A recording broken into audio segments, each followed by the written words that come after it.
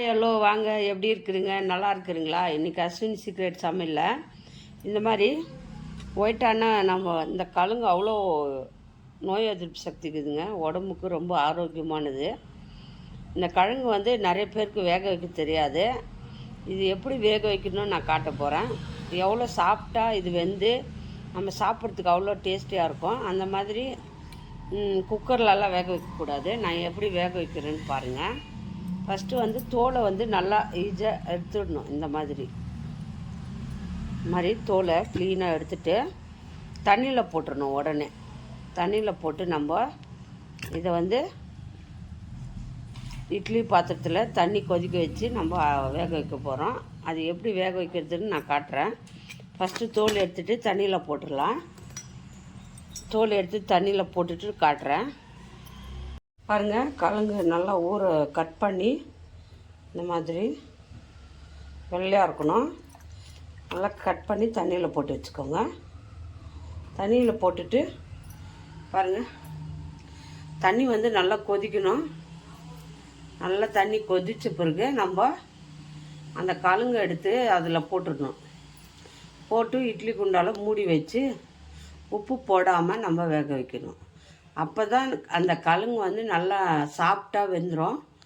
உப்பு போட்டிங்கன்னா வேகாது. ஃபஸ்ட்டு வந்து நல்லா தண்ணியை கொதிக்க வச்சு அது மேலே இருக்கிற தோலெல்லாம் எடுத்து தண்ணியில் போட்டுடுங்க கழுங்க. அதுக்குள்ளே தண்ணி சூடாகிடும். சூடாக இருக்கும்போது தண்ணி பாருங்கள் கொதிக்க ஆரம்பிச்சிருச்சு.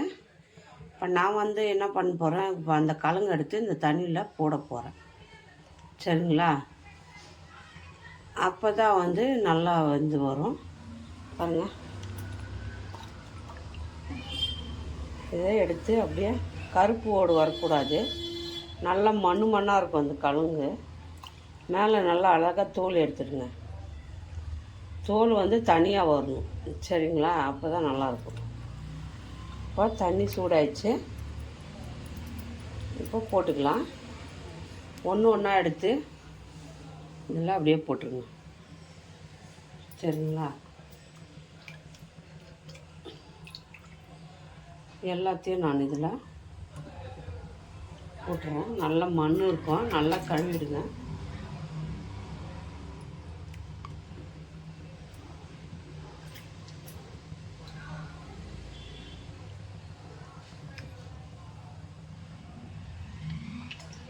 நான் 2 கழுங்கு வச்சுருந்தேன். 1 kg தான். 1 kg நல்லா வந்து தண்ணி சூடாக இருக்குது. இப்போ வந்து நம்ம இட்லி குண்டாவை மூடி போட்டுடுவோம். நல்லா மூடி போட்டு ஒரு 10 நிமிஷம் விட்டு பாருங்கள். நல்லா வெடித்து வெந்துட்டு வந்துருக்கோம். 10 நிமிஷம் விட்டு அப்புறம் திறந்து பார்ப்போம் எப்படி வெந்துக்குதுன்ட்டு. வெந்துச்சான்னு பார்ப்போம். பாருங்கள், நல்லா வெடிப்புட்டுருச்சு. இப்போ தான் நம்ம உப்பு போட்டுக்கணும்.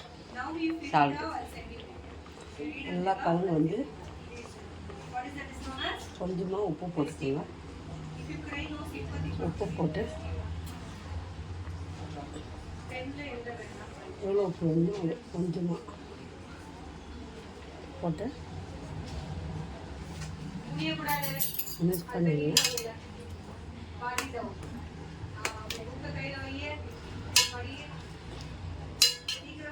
நல்லா வெடிச்சிச்சு பாருங்கள். இப்போ நம்ம என்ன பண்ணோம், இன்னொரு வாட்டி மூடி வச்சிடணும்.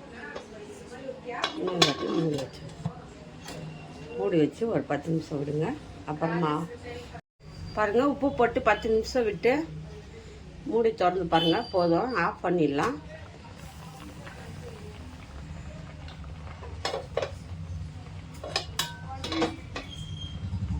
ஆஃப் பண்ணிவிட்டு பாருங்கள், நல்லா வெடிச்சிட்டு இருக்கு. கழுங்கு வெந்துச்சு. சரிங்களா? தண்ணி எடுத்துகிட்டு ஒரு தட்டில் எடுத்து போட்டு வச்சுக்கலாம். அவ்வளோதான், வெந்துச்சு கழுங்கு. எடுத்து ஒரு தட்டில் போட்டுக்கோங்க. தண்ணி எடுத்துட்டு ஈஸியாக எப்படி வேக வைக்கணும்னு நான் இந்த கழுங்கு வேக வைக்கிறதுக்கு எல்லாருக்கும் தெரியாது. கெட்டியாக வரும், ஒரு மாதிரி கல் மாதிரி வரும். பாருங்கள் எவ்வளோ சாஃப்டாக வெந்துருக்கு. இது பாருங்கள் வெடிச்சிட்டுக்குது, சாஃப்டாக வெந்துட்டுக்குது. இந்த மாதிரி வேக வைக்கணும்னா இட்லி பாத்திரத்தில் போட்டு உப்பு லாஸ்ட்டில் போடுங்க. அப்போ தான் நல்லா சாஃப்டாக வெந்துடும். ரொம்ப நல்லா வரும். டேஸ்டியாக கொடுக்கும், உடம்புக்கு நல்லது. இது ஹெல்த்தியானது இந்த கிழங்கு. இது எல்லார் வீட்லேயும் வேக வச்சு சாப்பிட்டு பாருங்கள். கடையில் வாங்கி சாப்பிட்றது 1 kg வாங்கி வந்து வேக வச்சா குடும்பமே எல்லாமே சாப்பிட்லாம். ரொம்ப நல்லது உடம்புக்கு. இது யார் யாருக்கு பிடிக்குமோ லைக் பண்ணுங்கள், ஷேர் பண்ணுங்கள், கமெண்ட் பண்ணுங்கள். மறக்காத அஸ்வினி சீக்ரெட் சமையலை சர்ப்ரைஸ் பண்ணுங்கள். நம்ம இன்னொரு டிஷ்ஷில் பார்க்கலாம். ஈஸியாக நான் எப்படி செய்யணும்னு நான் செஞ்சு காட்டிக்கிறேன். அதே மாதிரி செஞ்சு பாருங்கள், எப்படி வந்துச்சுன்னு சொல்லுங்கள். இன்னொரு டிஷ்ஷில் பார்ப்போம். பாய்.